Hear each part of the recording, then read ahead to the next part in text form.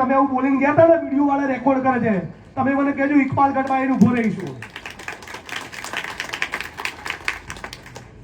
કોઈ બી પોલીસ સ્ટેશનમાં જાઓ, તાલુકા કચેરીમાં જાઓ, મામલતદાર જોડે જાઓ, પ્રાંત અધિકારી જોડે જાઓ અને કહેજો કાંતિભાઈ ને જિગ્નેશભાઈ મોકલ્યા છે.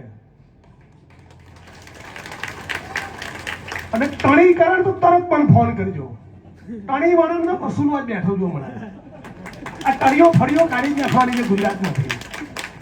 બરાબર છે યુવાન મિત્રો? હે પોલીસ સ્ટેશનમાં જાઉં ટણી કરત કહેવાનું મારા બાપે બનાવ્યું છે પોલીસ સ્ટેશન, તે નહીં બનાવ્યું તો ચાલ. ટીડી ઓફિસમાં જાઉં, કલેક્ટર ઓફિસમાં જાઉં, તમને કલેક્ટર ને એસપી બહુ મોટા સાહેબ કશું નહીં, નોકર છે, આપણા નોકર છે. એકલા નહીં જવાનું, ટોળું લઈને જવાનું. આ ભાઈ ઉપર હુમલો થાય અને 5 જણા લઈને પોલીસ સ્ટેશન જવું તો કોઈ ગાંઠે?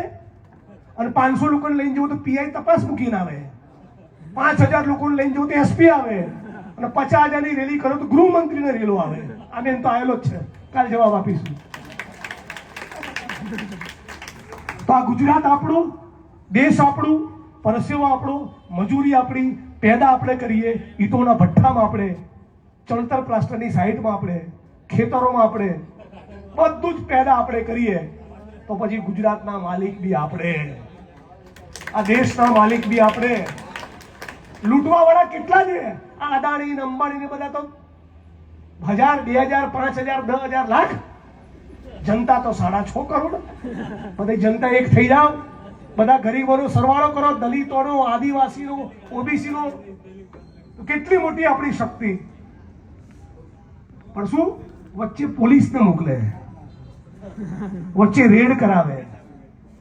પોલીસની ડરવાનું નહીં, એ બધા આપણા ભાઈઓ જ છે. એ કઈ કરોડપતિના દીકરા નથી, આ બધા કોન્સ્ટેબલો એ આપણામાંથી જ નીકળેલા છે. એમનો સાહેબ કે લાવવું પડે, બાકી પોલીસ. તમે આટલા લોકો છે, તમને આટલા લોકોને પાલનપુરની જેલમાં રાખવાની જગ્યા છે? આખું દાંતા અમીરગઢ છૂટે તો આખું વાવ, થરાદ, સુઈગામ, વડગામ, પાલનપુર, ઓહો આ બધી વસ્તી તૂટી પડે તો બધા દોડતા થઈ જાય કે ના થઈ જાય? એમનું આવે અને ચણો ના આવે, ચણા ઉપરના ફોતરા જેટલું ના આવે. આવે તો ચલો મારી વાત પૂરી કરું છું. તાકાતથી નારો લગાવો, 2 હાથ ઊંચા કરીને. કોંગ્રેસ પાર્ટી, કોંગ્રેસ પાર્ટી, જય આદિવાસી. હું કહીશ એક તીર એક કમાન. તમારે કહેવાનું આદિવાસી